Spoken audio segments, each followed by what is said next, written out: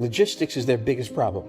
They cannot manage moving forward at a rapid pace and keeping the fuel going too. And that's what happened to them. We are now in a war which does not in any way involve China. In fact, the Chinese abstained when the UN voted on condemning Russia. Now that's a big deal because you're allies for forever. Like a marriage, you don't abstain. You go vote right. They didn't. This was your basic screw you to Russia, if there needed to be one. So now Russia is sitting there. What do you do in this situation? You declare that you're insane because ever you get into a bar fight, pretend to be insane. And he's been to bar fights, and he is. I'm going to nuke you. I'm going to use dirty nukes in you. I'm going to nuke your mother. I'm everybody that I can nuke. He's not an idiot. He knows that he's going to turn into radioactive dust personally if he does this. He knows that's not an option. Why does he do it? Here's where we get perspective. We have to stay calm. You have to say, he's doing it because his back's against the wall and he's got to do something. Be calm, which is not what we're good at, but this is what's going on there. Russia had a major intelligence failure, inappropriate weapons, and didn't send enough force. His final problem is that he's had to dragoon, I won't call, not subscription, dragoon an army.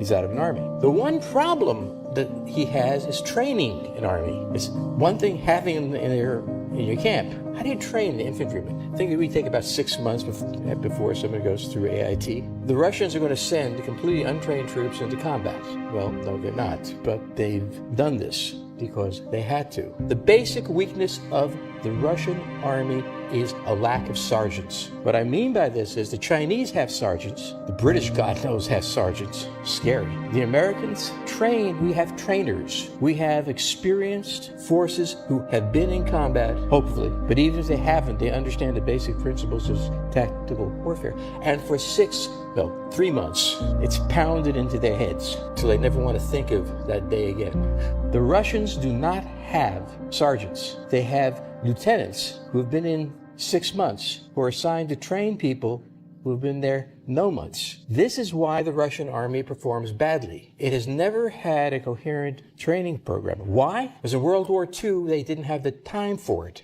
And because they didn't have the time for it, they sent them in to die. And it was not kidding. The best they could do to hold the Russians, to hold the Germans, I should say, was hit them again, and take the casualties. But this is a nuanced war, a complex war, choreographed by the Americans. I won't say that the Pentagon has a lot to do with planning, but what the hell. This is planned for it. It's with a force that's highly motivated, totally committed, and knows that it has the United States at its back, and the British at its back.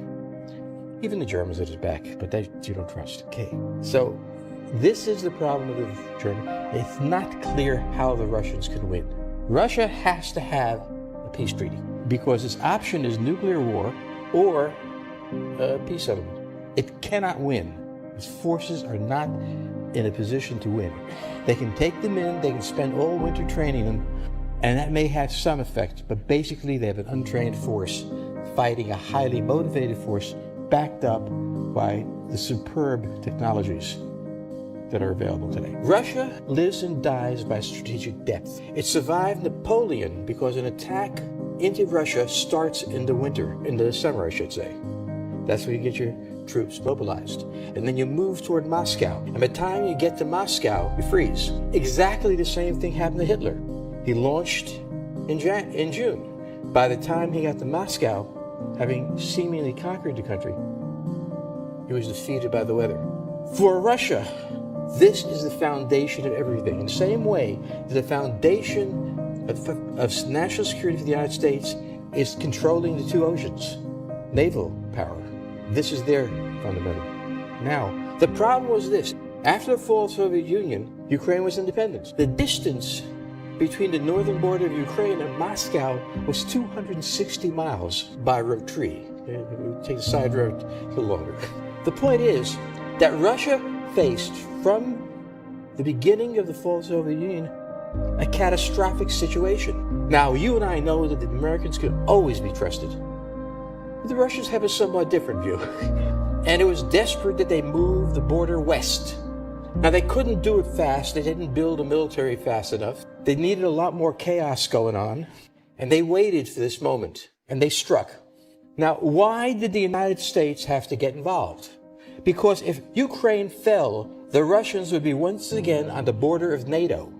In other words, the United States could not give the Russians what they needed, and the Russians could not give the Americans what they needed. And so that's when wars begin. It does not begin because Putin is salivating crazily. He may well be, but that's not where they begin. It certainly doesn't begin because Biden is stupid. He may be, but that's not why the war begins. We can make all these claims about politicians leading us into war, but it was hardwired. It was hardwired that Russia at some point had to go into Ukraine. It was hardwired that the United States would have to resist. The Russian strategy was to send forces in. The American strategy was to have native forces, as we used to call it, Ukrainians, armed to the teeth with American weapons. We stand back, take no bodies coming in at Dover Air Force Base, thank God. Ukrainians fight for their country, and we make sure they don't lose. The critical strategy of the United States is not winning. It's preventing a loss. Because if there is preventing a loss at a certain point, the Russians will raise questions about their leadership. Also, they'll raise questions about being drafted. They started out with a small military because of a massive intelligence failure on their part. First, they completely miscalculated the Ukrainians. The Ukrainians really hate the Russians. Somebody in FSB missed that. Two, they miscalculated the Germans. They thought the Germans would stick with them because they needed oil, but a trip was brought to the United States by the Chancellor, and he said, "Oh, I forgot, I am for the United States, excuse me, yes." And thirdly, he completely misunderstood. FSB completely misunderstood the United States. It saw that we were bad-mouthing each other, that we were enraged at everything, that we believed in the deep state and everything else. They didn't remember what the old KGB knew. This is the way we always are. We're always pissed off at somebody else. He genuinely thought this was the moment because of what he thought was instability in the United States, not just healthy exercise.